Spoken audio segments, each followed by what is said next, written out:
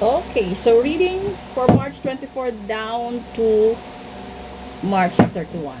This is the dark and light side of life. Sa mga suki ko, alam na nila. Itong blue na card, ito yung magsasabi kung ano yung problema mo sa buhay sa linggong ito. Yung isa, ito yung solusyon. So, doon naman sa nagwiwelga na magtagalog na po. Pero kung ayaw nyo dun sa English, eh yun na nga Tagalog na panoorin nyo. Kasi hindi naman lahat nakakaintindi din ng Tagalog. Kaya, mamili na lang kayo ng episodes. Kukuha tayo dito ng 3. At mamaya dito sa solusyon, kukuha din tayo ng 3. At pag-aralan natin kung ano ba yung mga problema ang dadanasin mo sa linggong ito. At kung ano yung mga possible solutions. Yun lang yun. Pero general reading ito. Kaya lahat pwede makaresonate. Lahat pwede rin hindi makaresonate. Una, dito sa problema. Empress. Una yan. Pangalawa. Hi, 5 of Swords. And pangatlo, the King of Cups. Yan yung problema. So, una,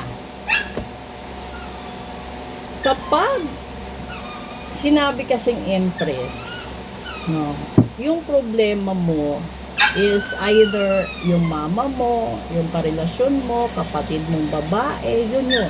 Yun yung problema mo. Pero, kung married ka, posible yung nagbibigay sa iyo ng problema is yung wife mo. And sa gitna kasi is 5 of Swords. So, ibig sabihin, marami kayong alitan or away dun sa relationship ninyo, na yung isa sa pinakamalaking issue doon is yung kung paano mapunan ang lahat ng pagkukulang. Yun. So, dito, tignan natin yung possible solution.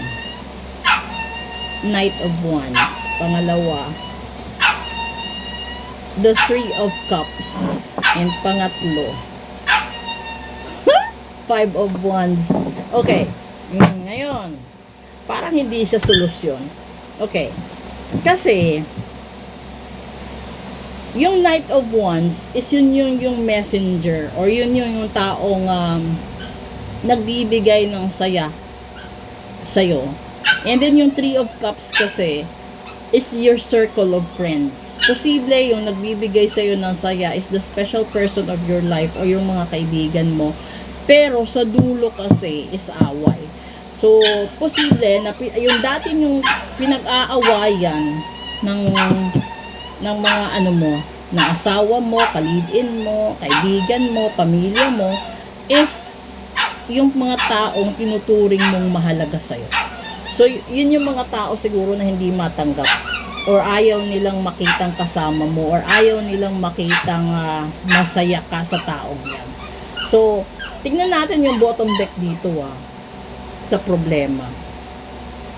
That is the Queen of Pentacles. Ibig sabihin, money related, yung galit sa'yo. And then the top part is the Page of Wands. Ito yung tao na nagbibigay sa'yo ng mga paalala or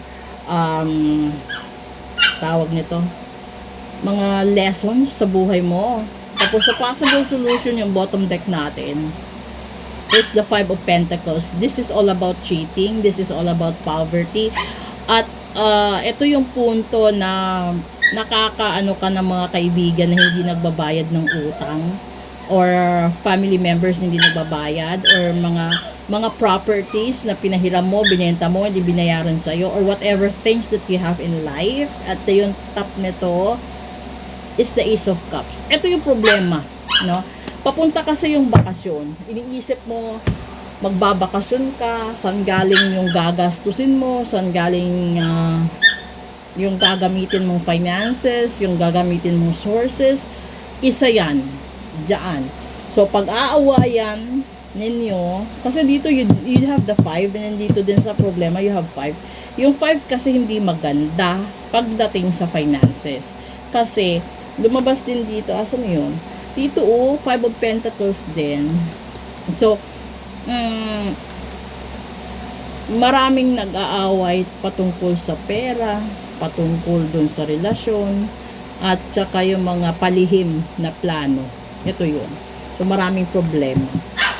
Ngayon, kung sa tingin mo, nakaka-resonate ka sa reading na ito yung mangyayari sa buong linggo mo. Kung hindi ka makikinig doon sa mga reliable na tao. Kasi, lagi naman talaga, tingnan mo, nagitna dito, tapos dito na dulo. Yan. Pag ganyan, yung estado, umiwas ka sa lahat ng mensahero. Kasi nakakasira ng mood, nakakasira ng focus, yung mga naghahatid sa'yo ng balita. Yun yan. So, kung papaniwalaan mo lahat, mangungunsumi ka lang. Magkakaroon ka talaga ng malaking problema sa ganitong sitwasyon. Pero, kung gusto mo talaga ng personal reading para sa'yo, message ka. At doon naman dun sa blue app at hanggang sa red app natin, abangan nyo. At i-upload ko din yung mga videos dito. And uulitin ko, nag-iisang account ko lang po ito sa TikTok. Wala pong replica.